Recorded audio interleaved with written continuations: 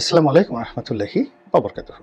সম্মানিত দর্শক, অন্তর্বর্তীকালীন সরকারের উপর জামাতের যে প্রভাব, এটি এখন ওপেন সিক্রেট। জামাত ডক্টর ইউনূসকে খুব ভালোবাসেন, আর ডক্টর ইউনূসও জামাতকে অস্বাভাবিক ভালোবাসেন। জামাতের যারা লোকজন, তারা চান যে ডক্টর মোহাম্মদ ইউনূস অনন্তকাল ক্ষমতায় থাকুন, একেবারে সৎভাবেই। এবং তারা তো জানে যে নামাজ কালাম পড়েন, ওয়াজ করেন, মাহফিল করেন, জিকির করেন, আজকার করেন, এবং সব জায়গাতে আমার বিশ্বাস যে তারা আল্লাহর কাছে দোয়া করেন যে আল্লাহ, আপনি এই ডক্টর মোহাম্মদ ইউনূসকে আমাদের জন্য রহমত হিসেবে প্রেরণ করেছেন। তো এই মানুষটি ক্ষমতায় থাকুক, অনেকদিন ক্ষমতায় থাকুক। আর এই লোক যদি ক্ষমতায় থাকে, তাহলে এই লোকের সহযোগিতায় আমরা এই বাংলাদেশে আপনার শাসন, মানে আল্লাহর শাসন, তারপরে সৎ লোকের শাসন আমরা কায়েম করতে পারবো, কোরআনের আইন আমরা চালু করতে পারবো। এবং এই মানুষটি একটা বিশ্ববিখ্যাত মানুষ, তিনি যদি ক্ষমতায় থাকেন, আমাদের সঙ্গে তার যদি একটা সোহবত হয়, দীর্ঘদিন থাকে, এই ভদ্রলোক যদি দাড়ি রাখেন, ওনার মতো মানুষ যদি কোরআন শরীফ পড়েন, মক্কা মদিনা সফর করেন, দিনের পথে তিনি যদি চলেন, তো এটা আল্লাহর জন্য, আল্লাহর দিনের জন্য একটা বিরাট প্রাপ্তি। আল্লাহ সবসময় সেলিব্রিটি লোকরা ইসলামে আসুক, এটা চান। এই জন্য সবসময় ইতিহাসের মহাকালে আল্লাহ দিনের পথে সবসময় বিখ্যাত রাজা বাদশাদেরকে আহ্বান করার জন্য তার নবী এবং রাসূলদেরকে তিনি মানে সবসময় যাকে বলা হয় হুকুম দিয়েছেন বা সাজেশন দিয়েছেন। আপনি জানেন যে ফেরাউন তৎকালীন জমানার ডোনাল্ড ট্রাম্পের বাবা ছিলেন, রামসিস দ্য সেকেন্ড। খুবই রাগী, খুবই ভালো শাসক, খুবই ন্যায়পরায়ণ শাসক, আবার খোদাদ্রোহী, সব মিলিয়ে একটা অদ্ভুত চরিত্র। মিশরের কেন, পৃথিবীর ইতিহাসে আমরা যে ফেরাউনকে গালাগালি করি, রামসিস দ্য সেকেন্ড তার মতো এরকম বৈচিত্র্যময় শাসক আর জন্ম নেননি। স্টিল তাকে মিশরের লোকজন স্মরণ করে as a father of the nation. তার জমানাতে মিশর পৃথিবীর বুকে যে ইতিহাস তৈরি করেছিল, আর কোনো শাসক পারেনি। তো সেই ফেরাউন নিজেকে আল্লাহ ঘোষণা করে বসলেন। আল্লাহ বললেন যে না, ঠিক না। আল্লাহ তো রাগ করলেন না, তিনি মূসা নবীকে পাঠালেন, তুমি যাও ফেরাউনের সামনে গিয়ে বলো যে এটা ঠিক না, আমি আল্লাহ, আমাকে যেন সে মেনে নেয়। এবং এটা নিয়ে বহু কাহিনী। তাহলে চিন্তা করুন যে আল্লাহর যে দরবার, সেই দরবারে ফেরাউনের প্রবেশ নিষিদ্ধ ছিল না।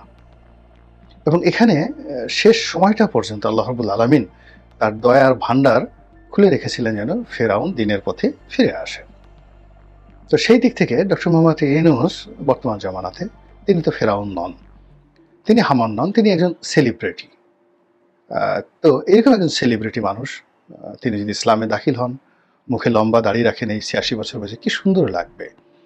এবং বাংলাদেশে জামাতের রাজনীতি অমর হয়ে যাবে যে জামাতের হাত ধরে ডক্টর মোহাম্মদ ইউনূস তিনি ইসলামে দীক্ষিত হয়েছেন, প্র্যাকটিসিং মুসলিম হয়েছেন। এবং তিনি যদি জামাতের আমিরও হতে চান, তাহলে জামাতেরও সম্মান বাড়বে, তারও সম্মান বাড়বে। তো এরকম আসলে জামাতের মনোজগতে ডক্টর মোহাম্মদ ইউনূসকে নিয়ে কী হচ্ছে বা না হচ্ছে, আমার যেটা ধারণা সেটা আমি বললাম। দ্বিতীয়ত, ডক্টর মোহাম্মদ ইউনূসের সরকারকে দেশে এবং দেশের বাইরে টিকিয়ে রাখা, তাদের পক্ষে প্রচার করা, প্রোপাগান্ডা চালানো, তাদেরকে মহিমান্বিত করার জন্য জামাত এবং জামাতের যে অ্যাক্টিভ সংগঠন শিবির, ইসলামী ছাত্র শিবির, তারা প্রাণান্ত চেষ্টা করে যাচ্ছে। মানে দিন রাত ফেসবুক বলেন, টুইটার বলেন, তাদের এক একজনের হয়তো ১০০-১৫০ আইডি রয়েছে। শিবিরের যে সমস্ত লোক বা জামাতের যে সমস্ত লোক মিডিয়া নিয়ে কাজ করেন, তো প্রায় ১০০-১৫০ আইডি, কারো কারো আরও বেশি আছে। তাদের অনেক এক্সপার্ট টিম আছে, তাদের এআই আছে, আর্টিফিশিয়াল ইন্টেলিজেন্স আছে। তো এগুলো দিয়ে তারা করে কি, ইসলাম বিরোধী শক্তি, জামাত বিরোধী শক্তি, দেশ বিরোধী শক্তি, তাদের বিরুদ্ধে তারা জিহাদ করেন। সারাদিন সকাল থেকে রাত পর্যন্ত, গভীর রাতে ৩টার সময় আপনি ফেসবুকে গেলে আপনি এ সকল জামাত শিবিরের অতন্ত্র প্রহরী যারা ফেসবুকে ইসলাম সেবা করছেন তাদেরকে দেখতে পাবেন। এবং তারা যুদ্ধের ময়দানে যেভাবে জিহাদ করে, আবু জেহেলকে যেভাবে মারা হয়েছে, আবু লাহাব যেভাবে মরেছে, ঠিক ওইরকম নিষ্ঠুরতা দিয়ে জামাত এবং শিবির, তাদের যারা প্রতিপক্ষ, তাদেরকে ফেসবুকে তারা বা ইউটিউবে তারা তাদেরকে সর্বনাশ ঘটায়। কখনো গালি দেয়, কখনো অভিশাপ দেয়, বা আরও অনেক কিছু করে, কখনো থ্রেড দেয়, ইত্যাদি ইত্যাদি। কিন্তু আলহামদুলিল্লাহ আল্লাহর মেহেরবানি যে গত 10 মাসে জামাতের বিরুদ্ধে যে অভিযোগ ছিল, শিবিরের বিরুদ্ধে অভিযোগ ছিল তারা পাইকারি হারে রক কাটে। তো ওইরকম আসলে অভিযোগ হাতে গোনা 2-1টা শোনা গেছে, কিন্তু ঢালাওভাবে তারা এত বড় ক্ষমতা পাওয়ার পরেও ওইভাবে আসলে রক কাটেনি। তো এটা আল্লাহ তাদেরকে একটা হেদায়েত দান করেছেন, এই জন্য আল্লাহর দরবারে শুকরিয়া, আলহামদুলিল্লাহ। দ্বিতীয় যে বিষয়টি বলছিলাম যে তারা ডক্টর মোহাম্মদ ইউনূসকে টিকিয়ে রাখার জন্য ইউনূসের বিরুদ্ধে কেউ কোনো কথা বলে জামাত শিবির দেশের ভিতরে বা বাইরে তারা আওয়াজ তুলেন, নারায়ে তাকবীর, আল্লাহু আকবার কিংবা ইনকিলাব জিন্দাবাদ এভাবে আওয়াজ তুলেন, এবং ইউনূস সাহেবকে তারা যতটুকু মানুষ হিসেবে উপরে উঠানো যায় ততটুকু তাকে উঠানোর জন্য তারা কিন্তু প্রাণবন্ত চেষ্টা করে যাচ্ছেন। এটা হলো সফটওয়্যারের ক্ষেত্রে, ভার্চুয়াল জগতে, কিন্তু প্র্যাকটিক্যালিও কিন্তু তারা ডক্টর মোহাম্মদ ইউনূসকে জান মাল দিয়ে সহযোগিতা করছেন। এই যে ঢাকা শহরে ডক্টর মোহাম্মদ ইউনূসের দল এনসিপি, সেই এনসিপির যে মিটিং হতো বা মিটিং হয়, মিছিল হয়, সব জায়গাতে জামাত এবং শিবির তাদের যারা লোকজন তারা উপস্থিত থেকে তাদেরকে আশ্বাস দেয়, প্রশ্বাস দেয়, নিঃশ্বাস দেয়, তাদেরকে গ্লোরিফাই করে। এই ঋণ ডক্টর মোহাম্মদ ইউনূস কিয়ামতের ময়দানেও তিনি পরিশোধ করতে পারবেন না, জামাত যেটা করছে। এবং ডক্টর মোহাম্মদ ইউনূসকে গ্লোরিফাই করার জন্য, সহযোগিতা করার জন্য তারা তাদের দীর্ঘদিনের বন্ধু বিএনপির সঙ্গে তারা দূরত্ব সৃষ্টি করে ফেলেছে। এমনকি এই বাংলায় যারা সাধারণ আমজনতা, এই বাংলার সাধারণ আমজনতার যে ইতিহাস, মুক্তিযুদ্ধের ইতিহাস, এই বাংলায় সাধারণ মানুষের যে গান কবিতা সব কিছুতে জামাত হাত দিয়েছে। এমনকি আমাদের জাতীয় সঙ্গীত নিয়েও তারা কথা বলছে যে একজন হিন্দু রবীন্দ্রনাথ ঠাকুর, তার একটা গান কি করে হবে। এখানে অনেক নজরুলের গান আছে, ফরুক আহমেদের গান আছে, তারপরে শেষে আরও অনেক ইসলামী যারা স্কলার রয়েছেন, এমনকি আল মাহমুদের কবিতাকে তারা সুর আরোপ করে জাতীয় সঙ্গীত করার জন্য নানা রকম প্রচারণা তারা চালাচ্ছেন। তো এগুলো হবে কি হবে না এগুলো বলা যায় না, কিন্তু তারা চেষ্টা করে যাচ্ছেন, প্রাণান্ত তারা চেষ্টা করে যাচ্ছেন। এই জন্য এই চেষ্টার সব ফলাফলই তো ডক্টর মোহাম্মদ ইউনূসের পক্ষে যাবে। এই গেল এক। 2 নম্বর হলো যে ডক্টর মোহাম্মদ ইউনূসকে নিয়ে যারা যখন পলিটিক্স করার চেষ্টা করে, বিশেষ করে বিএনপি আর আওয়ামী লীগ তাকে থ্রেট দেওয়ার যে চেষ্টা করে, সব জায়গাতে ভ্যানগার্ড হিসেবে জামাত এবং শিবিরের যারা লোকজন তারা দাঁড়িয়ে যান।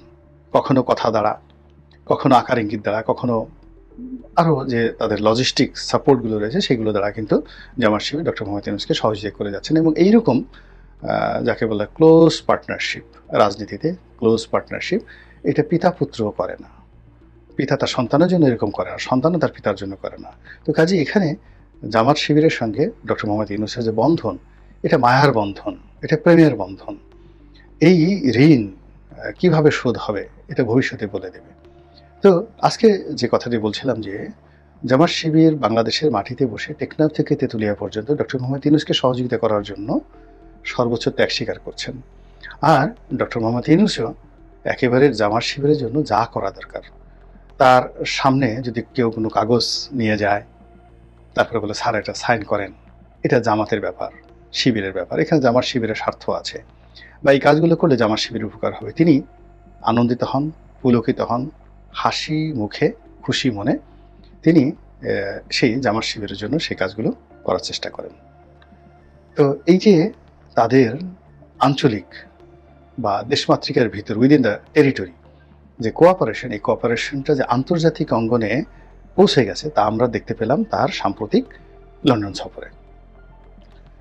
আপনারা জানেন যে লন্ডনে জামাতের একটা বিশাল সংগঠন রয়েছে, অনেক জামাতি নেতা লন্ডনে থাকেন, তাদের টাকা আছে, বাড়ি আছে, গাড়ি আছে, কানেকশন আছে, এবং তারা প্রফেশনালি ভেরি সাউন্ড, মানে ব্যবসায়ী হিসেবে সাউন্ড, রাজনীতিবিদ হিসেবে সাউন্ড, উকিল হিসেবে বা ব্যারিস্টার হিসেবে তারা সাউন্ড, যথেষ্ট সুনাম সুখ্যাত ইংল্যান্ডের মাটিতে তাদের রয়েছে। তার সঙ্গে সঙ্গে একটা শক্তি রয়েছে, এবং এই শক্তিটি তারা কয়েকটি ধারায় বিভক্ত। একে তো জামাত শিবির, দ্বিতীয়ত আঞ্চলিকতা, যেমন নোয়াখালী, সিলেট, বিশেষ করে সিলেটি যারা ভাই ব্রাদার রয়েছেন তাদের মধ্যে যারা জামাত করেন, এই বন্ধন সিলেটের মধ্যে আঞ্চলিকতার বন্ধন খুব বেশি। তারা এক সিলেটি ভাই আর এক সিলেটি ভাইয়ের জন্য জীবন দিতে পারে। তো এটা হলো এক। আর এটি স্কোয়ার হয়ে যায় যখন 2 সিলেটি ভাই জামাতের সদস্য হয়ে যান। তো তাদের মধ্যে যে বন্ধুত্ব হয় সেই বন্ধুত্ব অকল্পনীয়। আমরা যারা বাংলাদেশে বিএনপি করি বা আওয়ামী লীগ করি, আমরা এই বন্ধন কল্পনাই করতে পারবো না। এটা যাকে বলে এটা ইউনিক, একেবারে কটাকট লেগে গেলে যেরকম অবস্থা হয় এরকম লেগে যাওয়ার মতো অবস্থা। জড়োয়া ভাই। তো সেই ইংল্যান্ডে ডক্টর মোহাম্মদ ইউনূস যখন গেলেন তখন তাকে অপদস্থ করার জন্য আওয়ামী লীগ কি না করলো, খুবই খারাপ কাজ করেছে, অকথ্য ভাষায় গালাগাল করেছে, এগুলো শোনা যায় না। কোথা থেকে একটা ডাস্টবিন এনে তারপর শেষে বলতেছে ডাস্টবিন না ইউনুস, ইউনুস ইউনুস ইউনুস, মানে ডাস্টবিনের চাইতে তারা মানে সরি ডাস্টবিন নেই ইউনুস, ডাস্টবিন ডাস্টবিন, মানে তারা ইউনুসকে চায় না, দরকার হলে তারা ডাস্টবিনকে চায়। এই জিনিসগুলো শোনা যায় বলেন তো। তারপরে তারা ওই তাদের যারা লোকজন আছে তারা বিভিন্ন রকম ডিম থেরাপি, ডিম নিক্ষেপ করার জন্য যে প্ল্যান প্রোগ্রাম করছে, এটা আবার তারা আগে প্রচার করেছে। আসলে ওখানে ডিম তারা মারতো না, বা মারার মতো তাদের সামর্থ্য আছে কিনা জানি না, নেই, সামর্থ্য নেই, কিন্তু এই প্রচার তারা করে মূলত ডক্টর মোহাম্মদ ইউনূসকে ভয় দেখানোর চেষ্টা করেছে। তো সেই জায়গা থেকে জামাত শিবির নিঃসন্দেহে তাকে রক্ষা করেছেন, এবং যাতে কোনো লোক ডিম নিক্ষেপ করতে না পারে এজন্য জামাত শিবিরের ভ্যানগার্ডরা ডক্টর মোহাম্মদ ইউনূসের যে হোটেল লবি, এয়ারপোর্ট এবং তিনি যেখানে যেখানে গিয়েছেন তার চারিপাশে একটা প্রাইভেট রক্ষাবহু তৈরি করেছেন। সেই রক্ষাবহু যদি না থাকতো এই লোকটির সর্বনাশ হয়ে যেত। এবং বিদেশের মাটিতে বাঙালিরা খুবই রাগী, এবং তারা নিজেদের মধ্যে যখন কোনো একটা বিভেদ বিসংবাদ করে সেটা খুব জঘন্যভাবে করে। এবং আপনি দেখেন যে আওয়ামী লীগের শেখ হাসিনা যখন গিয়েছিলেন তখন বিএনপির লোকজন, বিএনপির ওখানকে যে সভাপতি আছেন আমাদের জনাব মালেক সাহেব, তিনি সহ যে মানে শক্তি দেখিয়েছে এই কল্পনাই করা যায় না। শেখ হাসিনার গদি হারাম করে দিয়েছে।